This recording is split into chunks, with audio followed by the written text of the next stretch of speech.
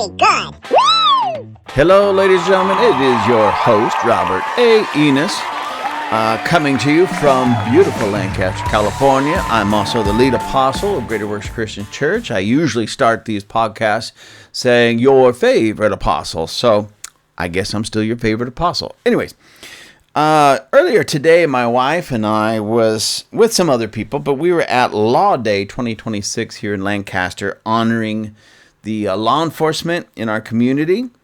That's the Palmdale, Lancaster area, LA area.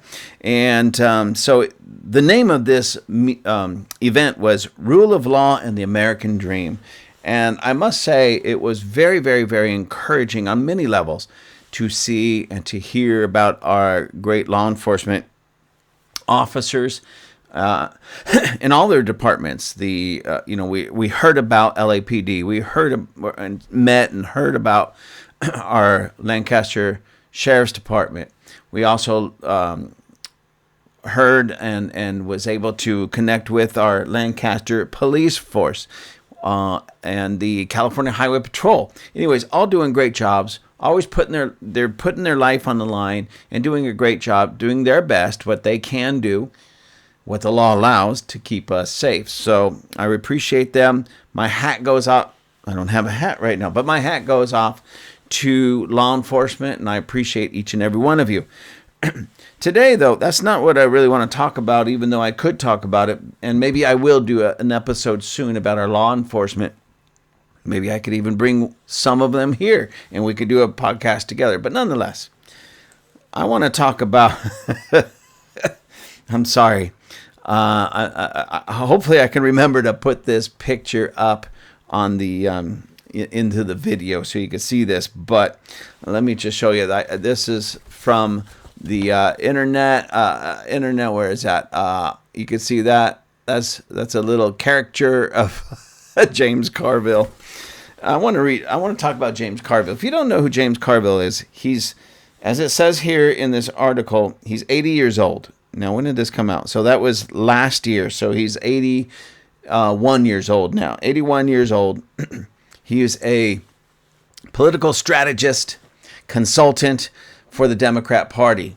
And this guy, if you've ever want to see an unhinged liberal Democrat, just find some clips about James Carville. We're going to talk about some here, but just find some James Carville clips and hear him. This guy is, he is not healthy, ladies and gentlemen. Now, you might say, well, he's 81 years old. Maybe he's not healthy. Maybe he's dealing with some dementia or Alzheimer's or some type of issue like that. Ladies and gentlemen, if you find a current clip and you see him going crazy, don't just pass it off like, oh, because he's older now, maybe this is an issue. That's not necessarily the case with James Carville, because he's always been this way. I remember way back in the day when Rush Limbaugh, and this goes back to the Clinton era, and Rush Limbaugh would talk about Clinton, and he'd talk often about James Carville, because James Carville, even back then, was unhinged, and he was a major strategist and consultant for the Democrat Party, especially at the time, Bill Clinton. So if you find some clips of him now, a little unhinged and crazy, that's nothing new for James Carville. So I just wanted to give you a little backstory, not much, of course, about who James Carville is, because a lot of the younger people don't even know who he is. But I want to read this. Now, this article is from laprogressive.com. That's Los Angeles. So it's the website is laprogressive.com. It's a very left-leaning Democrat progressive information. I don't want to call it news. Propaganda maybe is better website. And now this is from their website. This is Carville's own people writing this. That's why I chose this. Normally, I don't even look at this nonsense, but it caught my attention when I saw who was posting this, writing this about James Carville. And so it says this: James Carville helped silence the working class. It's time to bury his playbook. Now, again, keep this in mind. This particular article that I'm starting with, with the character, the cartoon of Carville getting all mad and cursing and cussing and everything, this comes from a very left-leaning, Democrat, left-leaning news. It's not really a news source. I call it a propaganda source, but nonetheless. And it's written by Carolina Ampudia. Hopefully I'm saying that, Ampudia. And this actually was, the original article came out May 5th, 2025. So almost a year ago to the day. Today, right now, is May 1st. So just 4 days shy of 1 full year. And it was updated May 10th, 2025. So 5 days later after it came out. So just a few days short of 1 year, this was being written about James Carville. This isn't brand new. It's fairly new, but not brand new. So Carolina Ampudia, I don't know if I'm saying that right, but close enough, writes this. Now, again, I'm not going to read the whole article. I'm just going to touch upon some highlights that I found interesting and even somewhat funny, given the modern state of the Democrat Party. See, because, ladies and gentlemen, the reason I'm doing this is because a lot of people, now please don't misunderstand, we cannot back down, ladies and gentlemen. We've got to rise up. Conservatives out there, you've got to rise up. Before I get into this and say any more, you know what I found out? We just had some local elections here in our city, literally in April. So we're only 1 day into May. So earlier this month, or earlier last month, I should say, we had some local elections. And only about 8 to 9% of all the registered voters in our city, just in our city, only 8 to 9% voted. 8 to 9% of all the registered voters in our city voted for these local elections. So for only 8 to 9% cared enough to vote for the very people that have the most immediate impact on their life and on their world. That blew my mind when I found that out. Because it's easy to come up with that number because they have to post the results of the election, how many the candidates, how many votes they got. So all I got to do is tally up all the votes and see the overall number, and then compare that to how many live in this city that are actually registered to vote. 8 to 9%, ladies and gentlemen. Do you know how embarrassing that is? Now, I'm going to speak directly to the conservatives, but more importantly to the Christians. And every Christian should be conservative, because you can't be a Christian and a left-leaner, a liberal, because their policies are so anti-Christ in nature, anti-biblical, anti-Christ, anti-righteous, anti-holy. So there you got it. You Christians, you conservatives, you Christians, should be the same thing, but you Christians, you conservatives, if you're not voting, not just in the local elections, but all elections, that should not have been the case. 8 to 9% of the overall registered voters in our city voted. Christians, conservatives, if you're not voting, you are failing. You are failing our city, failing our state, failing our nation, failing your neighbors, and you're failing our God. God gave us this nation, and he asks us to steward it. Part of stewarding the nation that God gave us is to have free and open elections and to do our due diligence to take that piece of paper, that document that we write or scribble or blacken the dot, however it is, and turn it in. In other words, it's our duty as conservatives and as Christians to vote. If you're not doing that, shame on you. I say that to all all Americans, all citizens, but especially you conservatives, especially you Christians. I hear Christians complain we're losing our country. Well, of course we are, when most Christians don't vote. Conservatives, people are more conservative-minded. We're losing our country. We're losing it to the liberalism and to the wacko left. Of course we are. You're not out there voting. It's your fault. If America goes under, it's because the conservatives and the Christians, should be the same thing, are not voting the way we should. Just not enough of us out there voting. And so those of you who do vote, and thank you, I appreciate you more than you. I'm serious about this. 2 thumbs up, you are doing a great job if you're voting conservative, voting Christian values. But I'm going to ask you to do something. Take it just a step further. You know, your neighbors, your friends, your family, church members, club members who are conservative in their viewpoints, Christian in their viewpoints and worldview, but aren't voting. Round them up and say, no, we're going to go vote. Or because, hey, the Dems push this, we can do mail-in ballots now. We can do even ballot harvesting. You call all your friends and your family and your neighbors and say, listen, I'm going to come to your house. Just take a day, after the ballots drop, and say, hey, Jojo, hey, Francisco, hey, Frederico, I'm swinging by your house to pick up your ballot. So fill it out now. And when you get there, if they haven't filled it out, stand there until they fill it out and hand it to you, and you take that in on their behalf. One way or another, we're going to have to take our nation back. And it's through voting is the best way that we can take our nation back. And when so few of us vote, no wonder we're losing our nation to the wackos and the weirdos.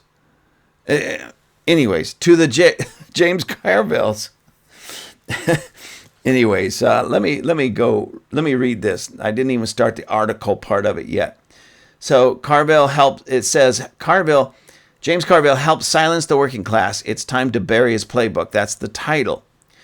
And it starts, his era hollowed out the party of labor. Now, Carolina, you know what? Democrat policies for years and years and years and years and years, even before Carville, were against the working class. But I'm going to just take a few moments to, let your delusion take shape for just a moment.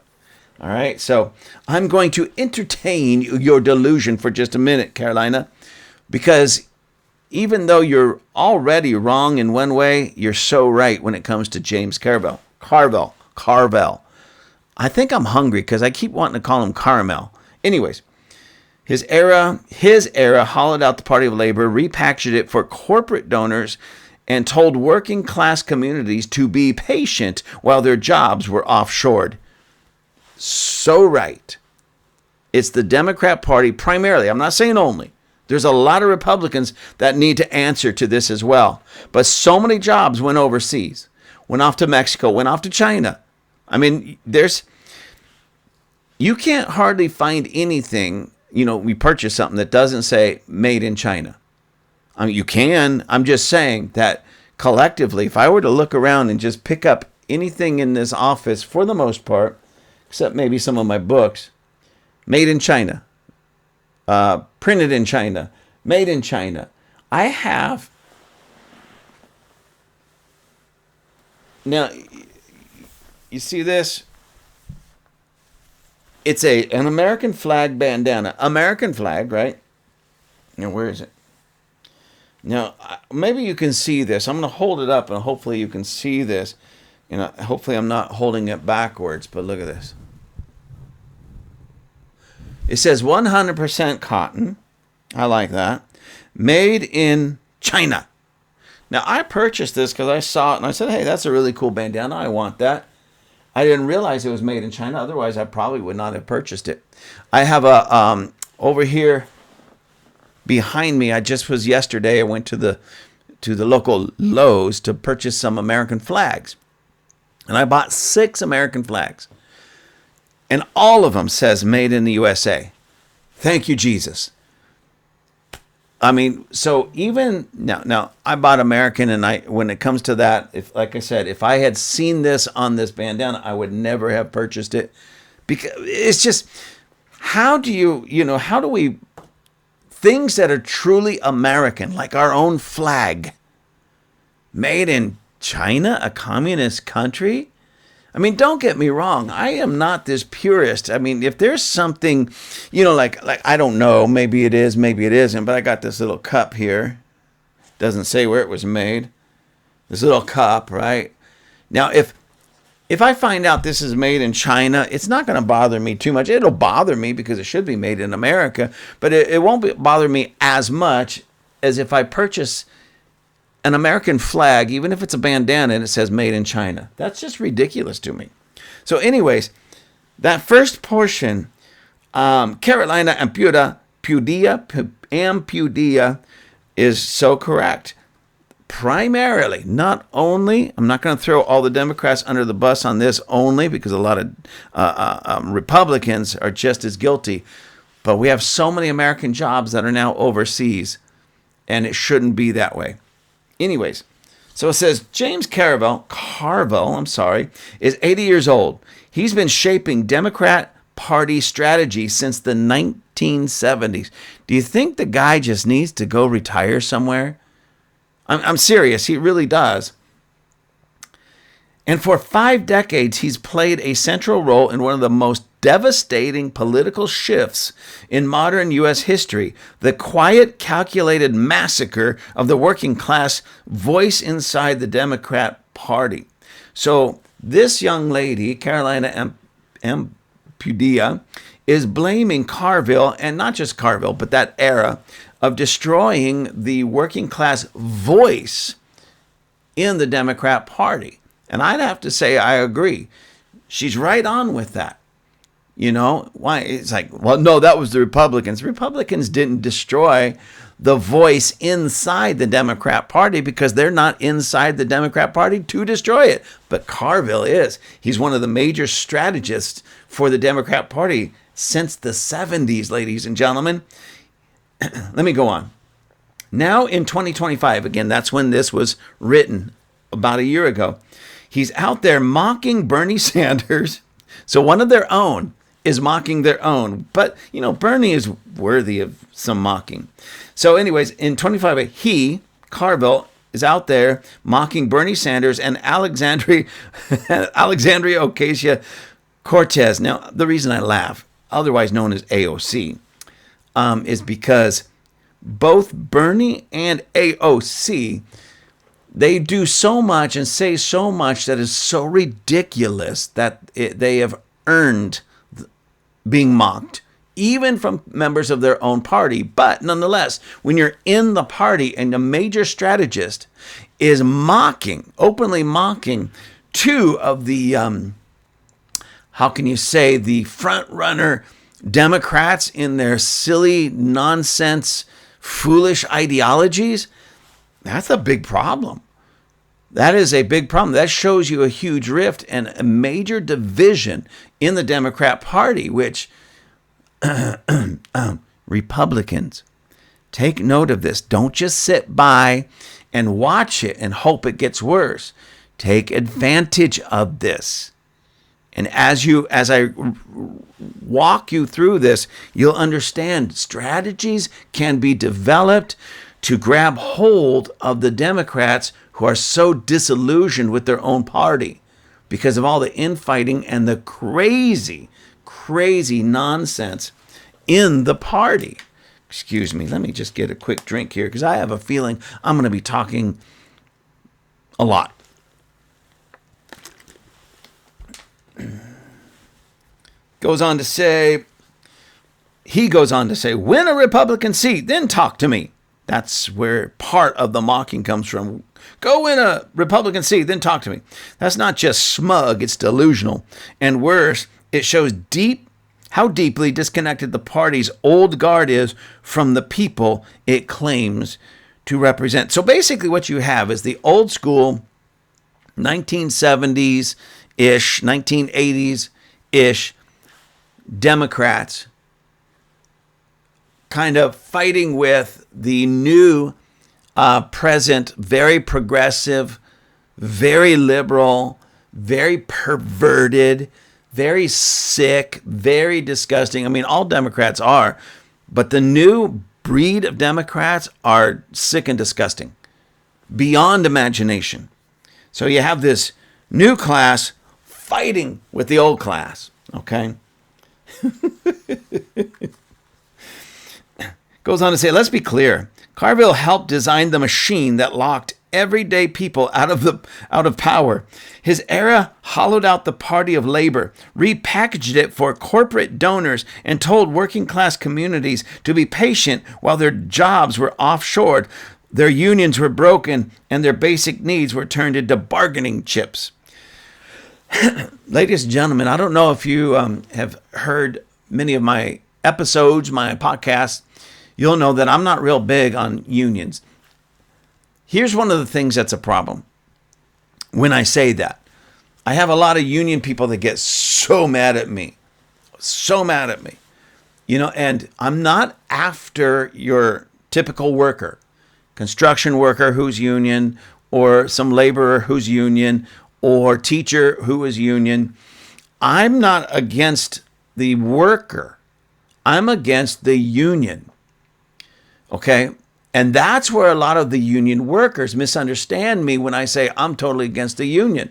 See, because I look at the individual, again, whether it be a teacher, a nurse, a construction worker, a laborer, and I say, you guys have what it takes. You have the potential to really make and do something great with your life. You don't need a union fighting for you, because your qualifications, your hard work, what you bring to the table speaks loud enough for you.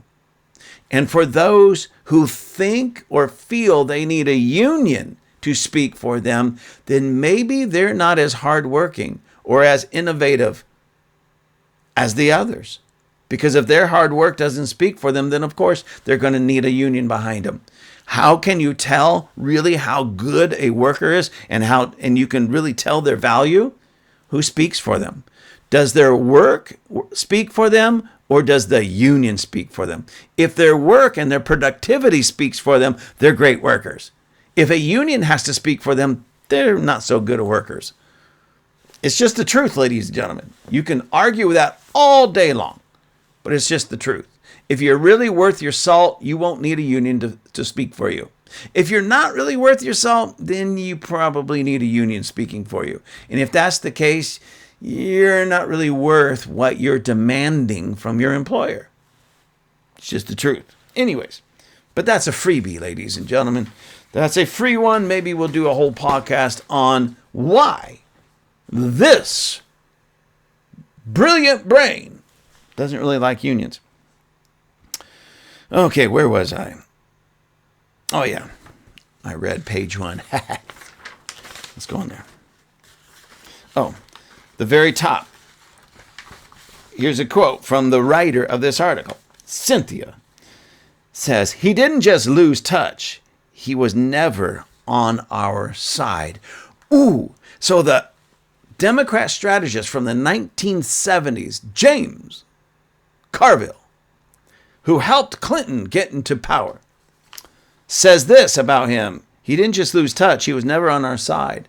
She, as a modern, progressive, liberal Democrat, doesn't even think James Carville was really on their side. Wow. Now, to many people say, well, so what? You please think about this. When one of the major strategists in the Democrat Party since the 70s is being schooled by a liberal, left-leaning Democrat of today, a progressive of today, in this manner, saying he was never on our side, that tells you just how deep and how wide and how far the rift is in the Democrat Party. Republicans, conservatives, normal people, normal people, listen to this. We have an opportunity being hand delivered to us by the Democrat Party, where we can grab hold of the hearts and the minds of people, especially those Democrats that vote Democrat just because, well, my family's been Democrat. My mama votes Democrat. Grandma votes Democrat. Now we can speak into their lives and say, wait a minute. Have you ever stopped thinking, look at, you got Carville on one side. You got these progressive liberals, Bernie Sanders, AOC, and now this Cynthia, I can't remember, Ampudia, on the other side, and they're at each other's throat. They're bashing one another. They're speaking badly. And don't get me wrong. I know this. I know this enough about the liberals that they don't really care about policies. The everyday liberal, at the end of the day, when it's come times to vote, they're going to have a plan and a strategy. We've got to break up that plan. We've got to break up that strategy. Conservatives, regardless if you're a stay-at-home mom, which is not bad. Please don't miss it. We need more stay-at-home moms that are raising up their children to be good, solid, strong conservatives instead of turning them over to the indoctrination centers we call public schools. So if you're a stay-at-home mom, all the way up to a public speaker, and especially for you pastors and church leaders, don't let us down this time. Do not let us down. Come up with a strategy. Get your people registered to vote and train them to vote conservative. Public speakers, those of you conservative teachers and administrators, teach everyone around you, especially if they're at voting age, the kids in voting age and above. Get them registered and teach them why it's so important to vote conservative, a conservative ticket. Now, I say that, and I can't think of any non-Republican that's conservative. I mean, maybe they're out there, but hey, So, anyways, let's get back to this. I know I tried to take a drink and my cap was on. It goes on to say, Carville wants to talk about electoral strategy. Fine, let's talk numbers. The Fighting the Oligarchy tour, led by Bernie and AOC, has drawn over 177,000 people in just 19 cities. These aren't coastal elites or curated donors. These are working people showing up, many for the first time in their lives. Did you catch that, ladies and gentlemen? 177,000 that AOC and Bernie Sanders spoke into their lives. And some of them, most of them were for the first time at an event like this. We have to pick up on this and tell these people, these 177,000 and more, the truth. It's not hard to show how crazy Bernie Sanders is. It's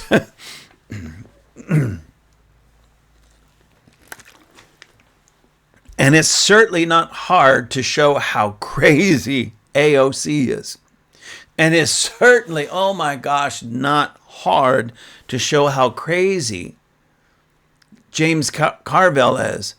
And it's certainly right now not difficult to show the rift and the infighting in the Democrat Party. Because, I mean, let's face it, what's one of the biggest problems in the Democrat Party right now? Trump derangement syndrome. It just is. And we're going to see that in just a moment. But let me go on. We have to jump on this and bridge the gap and bring these people to the right side of the force. Come to the right side of the force, Luke. Come on. Let's go. Anyways. It says, Carville can't see the energy because he's too invested in a broken status quo. His generation of consultants keep pushing the party to chase moderate Republicans, as if that's where the future is. But every time Democrats shift right to pick up a mythical middle, they don't just lose votes, they lose their identity. They lose their identity, she writes. They lose their identity. So apparently their identity, according to this writer, Cynthia, what's her name? Their identity is so left that it makes James Carville look like a conservative, or at least a moderate conservative?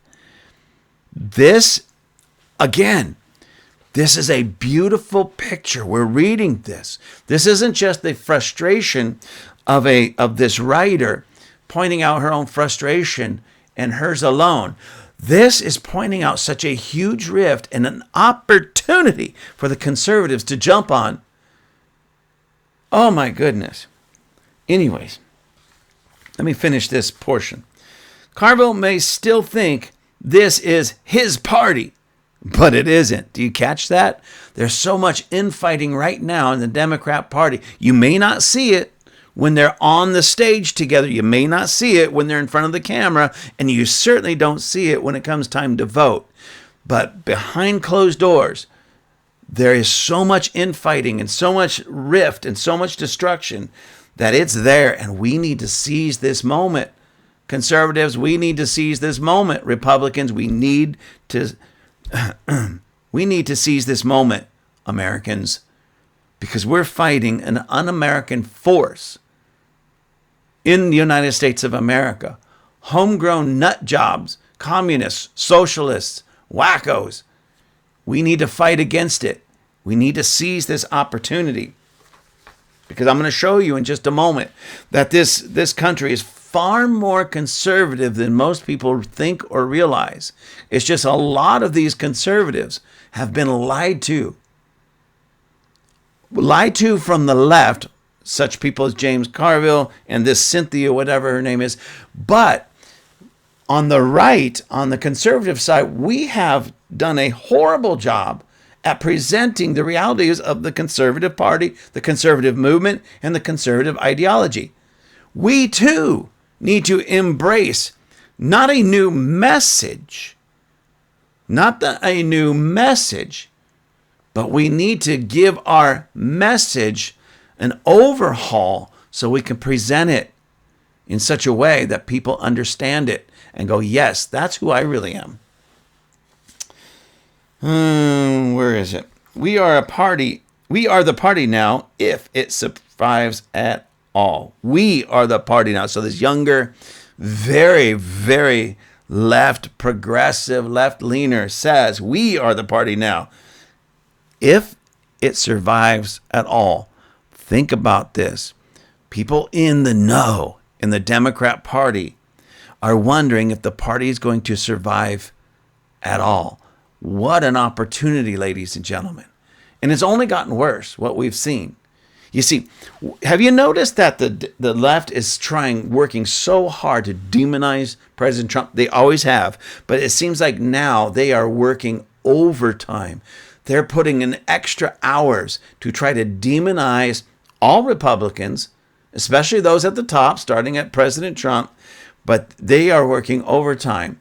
Ladies and gentlemen, there's not enough of us in the middle and at grassroots standing up for not just Trump the man, but his message, his ideology, and what he's pushing, what he's trying to do. Because he's still working hard for all of us and doing a great job of it himself. But why does it have to be only himself?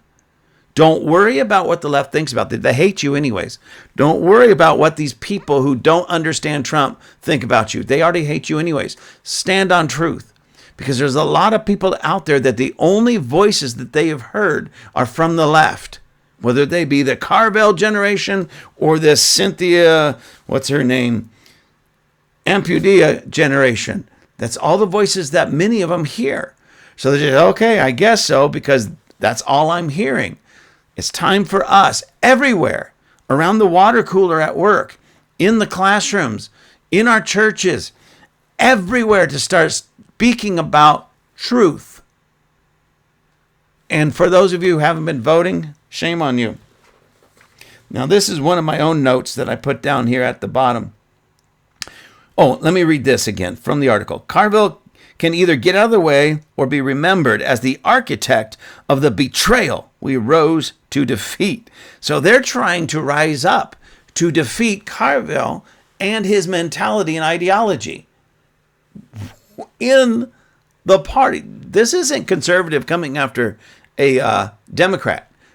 Okay, this is Democrats coming after Democrats. All right, so this is what I wrote. This is what many in the Democrat Party think of crazy Carville. And neither has a clue. Neither side really has a clue. The old guard, the Carvillites, nor the far left wackos, both are delusional at best. We have to seize this opportunities, ladies and gentlemen, fellow conservatives, fellow Republicans. We have to seize this opportunity and jump on it and change hearts and minds by simply bringing them the truth, speaking to them about conservative values and the value of conservative values. Here's another one. Okay, and this one is from MSN.com. MSN.com. I believe that's Microsoft Network. I mean, is that what it stands for? MSN? Microsoft Network? It doesn't matter. MSN.com, which is, again, somewhat left-leaning. And it says this. Here's the title of this article. Clip of James Carville saying he wants Trump to suffer resurfaces following assassination attempt. This is by Nick Givas, Givas, and it says it was written 4 days ago. So either on or around, I'm assuming, because it didn't give the actual date, so I'm assuming about Monday, April 27th, 2026, because it said just this was published 4 days ago. Anyways, former CNN commentator and Bill Clinton strategist James Carville made some disgusting comments about wanting to see President Trump suffer in a clip that resurfaced following an attempt on the commander-in-chief's life. Conservative actor, so this is conservative actor James Woods, not Carville, but James Woods, posted the video on social media site X, writing, if hate had a face, and I'm going to do my best to get these pictures up there, but if hate had a face. Now, Carville said this, I want to be clear on this. I do not want that man to die. I want to watch him suffer, Carville said of Trump. And I can't watch a dead person suffer. I want him to be fully cognizant come November when people tell him. He wants Trump to suffer, and he wants to watch him suffer. That's why he doesn't want him to die. He just wants him to suffer. I know what he's going to say. I didn't mean physically suffer like being tortured. I mean like that mental anguish, that mental suffering when you realize you just lost. That's what he's going to say. That's what he's going to allude to. But when you say this, ladies and gentlemen, when you say this, people like this latest assassin or attempted assassin, wannabe assassin, pick up and hear those types of things, and then they go out and they try to kill Trump. Anyways, let me go on. The video was reportedly made before the White House Correspondents' Dinner shooting where Trump and other top officials were targeted for assassination. This is the kind of sick and twisted rhetoric that the left always claims to be against, unless it's Trump. They always are against the violent rhetoric. You hear them, they use that word, the violent rhetoric or the rhetoric, the divisive rhetoric, the murderous rhetoric. And yet they're the ones doing it. So I want you to think about this. James Carville says, I want to be clear on this. I do not want that man, speaking of Trump, to die. I want to watch him suffer, Carville said of Trump, and I can't watch a dead person suffer. I want him to be fully cognizant come November when people tell him. So he's saying, I want to watch Trump suffer. I don't want him dead. I just want him to suffer. He says this. He says this before this guy tries to kill President Trump at the White House Correspondents' Dinner. Could it be? Could it be that this nut received his marching orders from Carville? Could it be that this guy came across this video of Carville saying, I want to see him suffer? Yes, sir. Yes, Mr. James Carville, sir. Yes, I will help you bring that about. I'm going to go assassinate him. But I'm going to shoot him somewhere where he'll have to bleed out and suffer. I'm going to do that. Could it be, ladies and gentlemen, that James Carville, could it be? I'm only speculating. But could it be James Carville and all these other Democrat leaders that are calling for violence, death, destruction, calling for violence against Trump and his cabinet and his family? Could it be that they absolutely know? Could it be? I'm speculating that they know that there are people in their very own party that are so mentally ill that all they're waiting for is one of their leaders, such as Carville, Maxine Waters, Aunt Nancy, or any one of them, to say something like this: I want to watch him suffer. Yes, sir, I'll go do it, sir. I'll go do it. I'll make it happen, Auntie Nancy, Maxie Waxy. I'll go do it. I will go do it. I'm going to make him suffer for you. Thank you for giving me marching orders. Now my life is complete. Oi, do you think that they could be waiting for something like this? You know, I don't think that. I know that because there are some people so mentally ill, sick and twisted, and most, I'm not going to say all, but most all of them are in the Democrat Party and followers of these left-leaning lunatics. And all they're doing is waiting for something like that to hit them. And I'm going to use a word my wife hates. They get triggered. And then out of being triggered, what do? They grab some guns. They'll even travel halfway across the country and try to gun down our president and his cabinet. Why?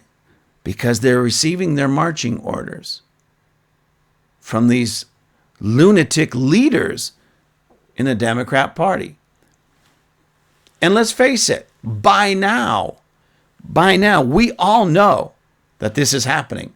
We all know there's our sickos out there in the world, just in general, that all we have to say is something is from that position and place of leadership, and they're willing to carry out that kind of violence against other people. And now President Trump. This is ridiculous. There's more to this article. Please find it, MSN. Let me read that title again just so you can find it. MSN.com. Clip of James Carville saying he wants Trump to suffer resurfaces following assassination attempt. Now, I want to get to this because I want to encourage you Democrats now. I want to encourage you Democrats because it doesn't matter the party. There's some people in the parties, Republican, Democrat, Independent, whatever, that they vote that way and they hold those cards.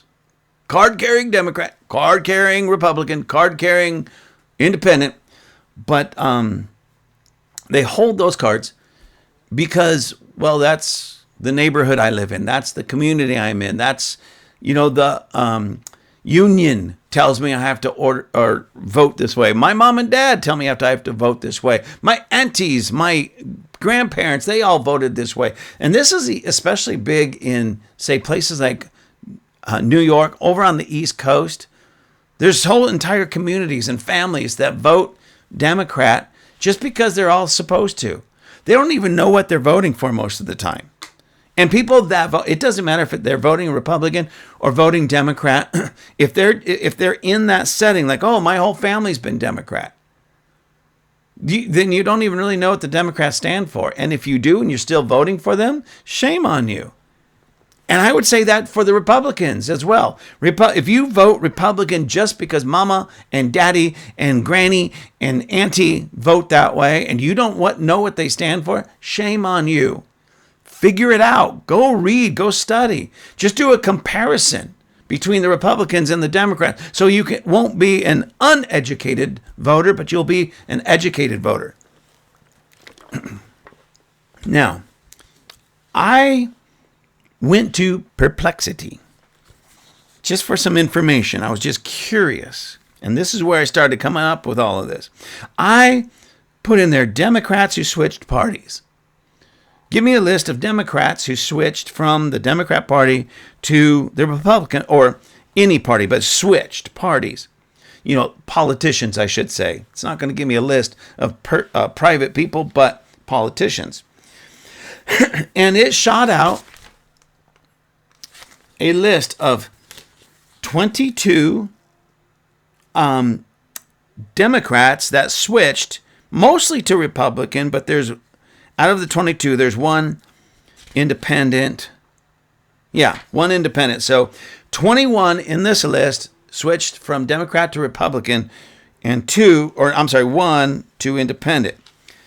And this only goes back to 2021, because I asked it in the last 5 years. So 22, and there are state representatives. I think there was a mayor of Dallas, Texas, Eric Johnson in 2023, switched, but 22 switched from the Democrats to Republican Party, except for one switched to, and that was Joe Manchin, a U.S. Senator of West Virginia, switched from Democrat to Independent. I don't want to take the time to read all of them, but again, from 2021, 2022, 23, 24, 25, and 1 in 26, L. Cochran, Hawaii State Representative, switched from Democrat to Republican. By the way, ladies and gentlemen, Hawaii has been run by Democrats for so long. It's so left-leaning. It's so liberal. That's a miracle. All of these are miracles, but that one from Hawaii, L-E-L-L-E, Cochran, L-L-E, Cochran, Hawaii State Representative, from Democrat to Republican. Phenomenal, ladies and gentlemen. Phenomenal. So I asked it some more questions. It got a little bit more pointed. And I asked, give me a full list, because it told me at that time, well, this is not a full list, but these are more of the, I guess those that made the news more than anybody else. So I asked for a more comprehensive list. And this is what I shot out. The 89 state Democrat figures refers to all Democratic state lawmakers who have switched to the GOP since 1994. So 89. It didn't give me all their names, but 89 Democrats switched to the GOP, or they became Republicans since 1994, with a notable cluster of those switches occurring in the early 2020s, rather than all 89 happening since 2021. So it gave me a little bit deeper or a more comprehensive list, 89 in total, but a huge portion of that, a cluster as it says, switched since the early 2020s. Okay, so not all of them, but it did give. It says, what has driven the recent wave? I don't want to read it word for word, only for time, ladies and gentlemen. But it says red states, the bullet point, red states getting redder, minority parties losing power. So a lot of the Democrats switched to Republican because they were losing, if they didn't, they would not be voted for back into power because, well, a greater expanding red state or red area means they're not going to vote Democrat. So these Democrats switched to Republicans so they can stay in office. And I think that's one of the worst reasons. That proves to you that every one of those Democrats didn't really have a value system. They didn't stand on Democrat values. They were just Democrats because up to that point, Democrats could get voted in that area. Oh, no, they're not voting for Democrats anymore here. Oh, I'm a Republican. Oh, and by the way, ladies and gentlemen, and I bring this up because the other night, on Monday, few days ago, we had former Los Angeles County Sheriff Alex Villanueva was at our meeting, our AVRA meeting here at the church. He's running again for LA Sheriff. And he used to be a Democrat. Now he's a Republican. And he brought this up. I don't think anybody asked him this, but he brought this up, that the reason he shifted parties, he says it was just kind of a natural thing because I didn't really leave my party left me. Now, when he said that, it hit me. I've been hearing that a lot from Democrats that shift from Democrat to Republican. I didn't really leave the party, but the party left me. As a matter of fact, John Fetterman was floating this idea of leaving the Democrat Party, and I believe he was talking about becoming an independent, and he said very much the same thing. I didn't leave the party, or I'm not leaving the party left me. Now, I don't know if he's gone through with it yet, so I don't want to say for sure that he has, but I remember hearing him say that. There was a clip of him saying, the party left me, speaking of the Democrat. And it is, as we see that huge rift from the Carvillite Democrats to the progressive Democrats of today. Huge rift. Okay? I'm not saying, well, neither of them are right, but you get my point. Huge rift. So red states getting redder, minority parties losing power is one of the reasons many of the Democrats are leaving the Democrat Party, the politicians, and becoming either Republicans or independents. Another reason, ideological distance from the National Democrat brand. Ideological distance from the National Democrat brand, because the National Democrat brand is becoming more and more and more loony progressive. So some of these guys that are saying, well, wait a minute, in many ways, they're more conservative in their belief system and their worldview. They say, I can't go along with the nutty, progressive, greasy nonsense that the party is getting involved in. So they become Republicans or independents. Another reason, concrete power gains for the GOP after key switches. So when there are key switches and they have this concrete power gain, well, a lot of the other Democrats go, hey, I want to be part of that. Again, it's very much associated with the very first one.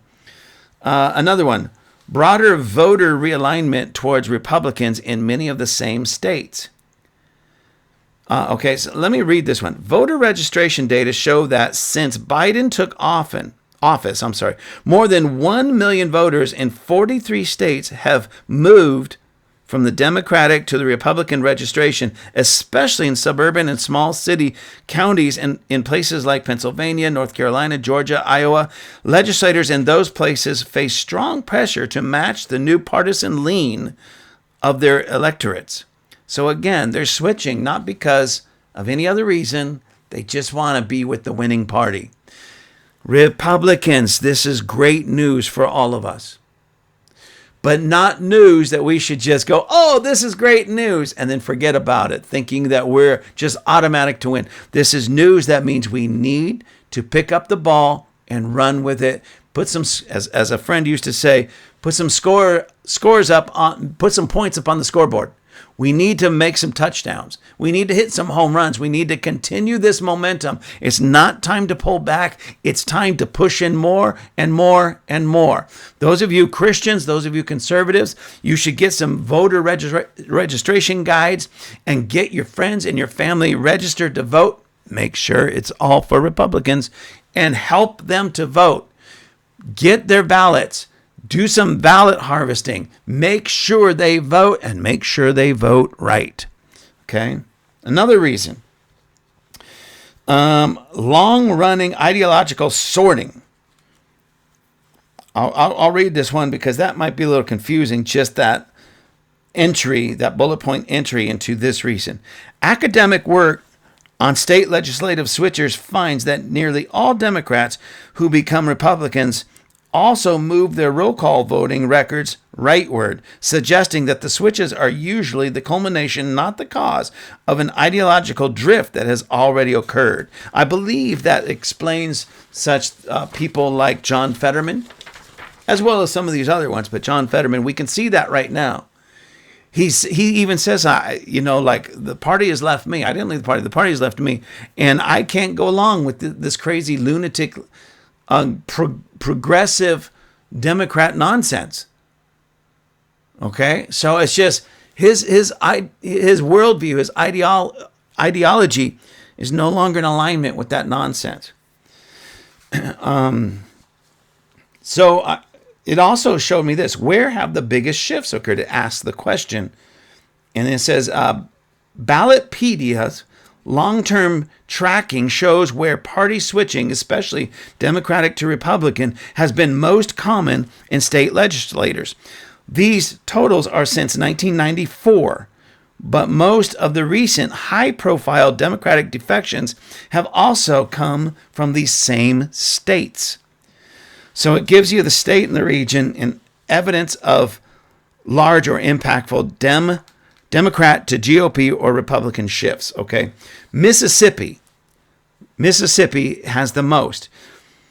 Total party switches of 20. Louisiana ranks second with 17 total switches. Georgia third with 16 total switches. Then West Virginia, fewer total switches but outsized impact. North Carolina, Tricia Cotham's 2023 switch transformed GOP control into a veto-proof supermajority, making North Carolina one of the clearest examples of a single Democrat switch reshaping state power. Kentucky and other southern Appalachian states. Data shows Democrat registration falling and GOP registration rising in states like Kentucky and West Virginia, with party switches by office holders tracking that broader shift. Again, this is great news, conservatives, but we can't stop. We've got to get out there. Remember, the Democrats were pushing, get out the vote, get out the vote, get out the vote. Well, Republicans, it's time for us to take a play from their playbook and get out the vote. But not just the vote. Let's get out the conservative vote. Let's start talking to our friends, talking to our neighbors, talking to our families, talking to our church groups, and get out the vote and make sure these people are registered to vote, registered Republican, and make sure they vote Republican. And then pick up their ballot. Pick up their ballot and take it with you. Don't just mail it, but take it. I mean, if you have a stack like this of all the friends and family members that you collected it from, take it in, drop it off. I know us conservatives don't like that. I want one-day paper ballots. You walk in, you do it yourself, and you walk out. And if people can't do that, then they shouldn't vote. It's that simple. But if we're forced to play by the liberal Democrats' rules, well, then let's play and do it better than they can. You want true voter reform, voting reform, then let's win at their game. And they will want to change it. We have to get out. So, just to be fair, ladies and gentlemen, I said to myself, Self, I wonder how many switches from Republican to Democrat. So I asked him, how many switches? And I asked it for 5 years, just 5 years. So it says this, according to Ballotpedia's tracking of state legislators, which includes data through 2024, 23 state lawmakers have switched from a Republican to Democrat. That's okay, we didn't need them. If they're switching, especially in this time, we didn't need them. We don't want them. Rhinos. And it goes on to say, it is important to note, it didn't even give me any names or where these people were. That's why I believe this is really telling. When you ask the same question of Democrat to Republican primarily, one spits out 22, another one says 89. So that tells me something. Okay, that tells me something. But here you ask, well, what about Republican to Democrat? Well, there's 23. There's 23. And it says, It is important to note data limitations. This figure is not comprehensive as it does not capture the many local officials such as school boards, county commissioners, or city councilors who may switch party affiliations without receiving national or state level tracking. Yeah, true. Comparison. During the same track period, Ballotpedia identified 89 state lawmakers, there it is again, who switched from Democrat to Republican. In other words, the 23 doesn't even come close, ladies and gentlemen. Doesn't even come close. Context. While the number of switches from Republican to Democrat is lower, it does occur and is often driven by a variety of local political or ideological factors specific to the legislator's district. Because there are thousands of state and municipal offices across the U.S., these numbers represent only a portion of the total instances of party switching that occur throughout the country. Let me tell you, and I'm going to say this, and I'll name his name only because he's running again, but there's a gentleman that is running here in locally, and his name is Steve Fox. Now, no, I am not endorsing Steve Fox at all. Steve Fox was a Democrat early on. And then he was, let me back that up. I'm sorry. He was a Republican, I believe he was. And the reason I'm confused about this a little bit is because he's a very confusing guy. He switched to Democrat, then run, and he won. So he was a Republican, switched to Democrat, ran for office, and won. It was so funny. And this is a hint, ladies and gentlemen. I saw some video clips and some pictures of him online on social media. And I was at a few events and I saw him. And I remember we were at an event. I believe we were at an event and I was watching him. Remember, Republicans switched to Democrat and then decides to run as a Democrat. Okay. And I told my wife, he's going to win.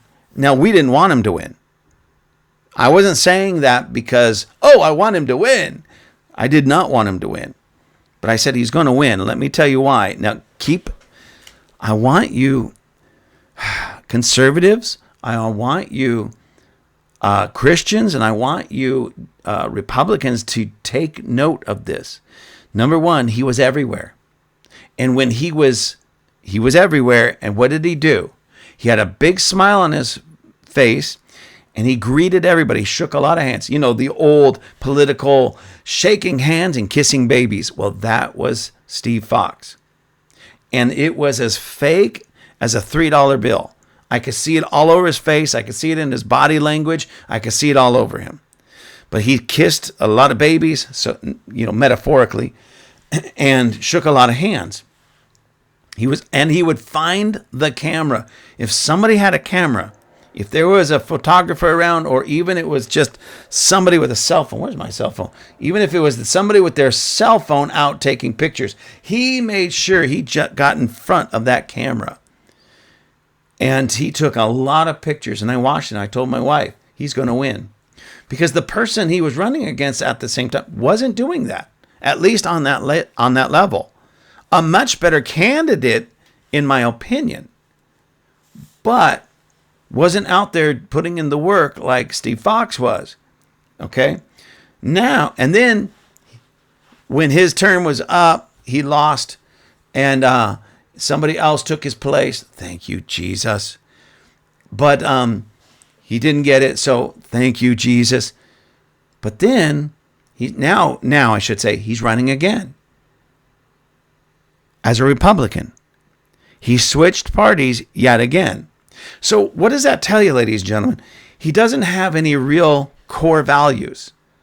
He's just, which way is the wind blowing? Which way is the wind blowing? Which way is the political wind blowing? Is it blowing liberal or conservative? And so he stuck his finger out and realized that being a Democrat running in today's modern world right now in our area was not going to be so good for him. So he decided to switch again. Now he's running as a Republican. fake as a $3 bill. So I am in no way telling anybody to vote for him. Please do not. He has no values. He doesn't know what he stands for. He stands for, I'm a Republican today. Oh, I'm a Democrat. Oh, I'm a Republican. What next? Green Party? So no, he's not going to get in. There's better candidates. There's much better candidates, but not him. Anyways, and that's the way a lot of this is. I'm not going to say all of it. A lot of this is. But when you see these Democrats jumping ship, and many, and not all of them, but many are saying, I didn't leave my party. My party left me. So I found a home in the Republican Party. Especially in some of those southern states, such as Kentucky, the Appalachian states, where they're still very, very, very conservative. But they were conservative Democrat. And you had to be tucked away in these little towns because they didn't make national news at all.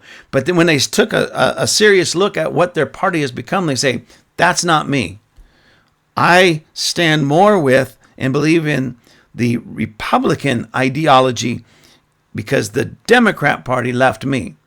As is proof, as this rift between the Carvillites and the progressives.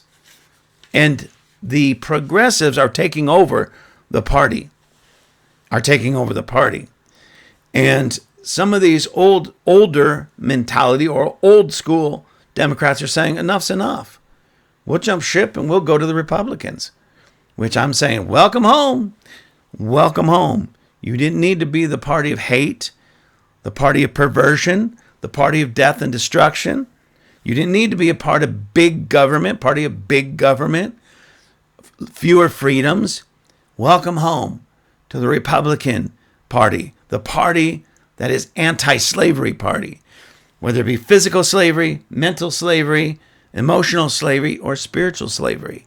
Get out of the Democrat Party, which is the party of slavery.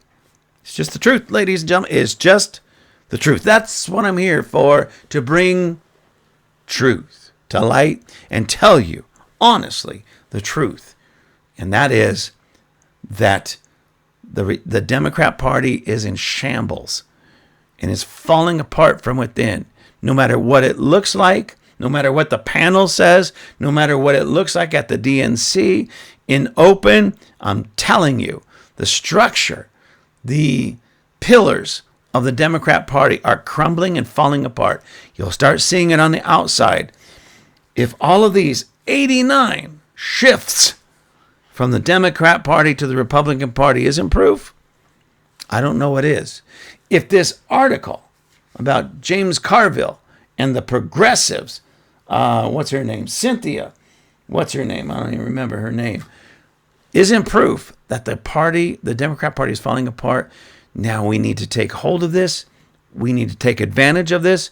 We need to get some strategy and run with this and put some more Republicans in these positions and take our nation back. With that, ladies and gentlemen, God bless you all, and I hope that you vote red in this next election. God bless you. I like liberals because I like nuts.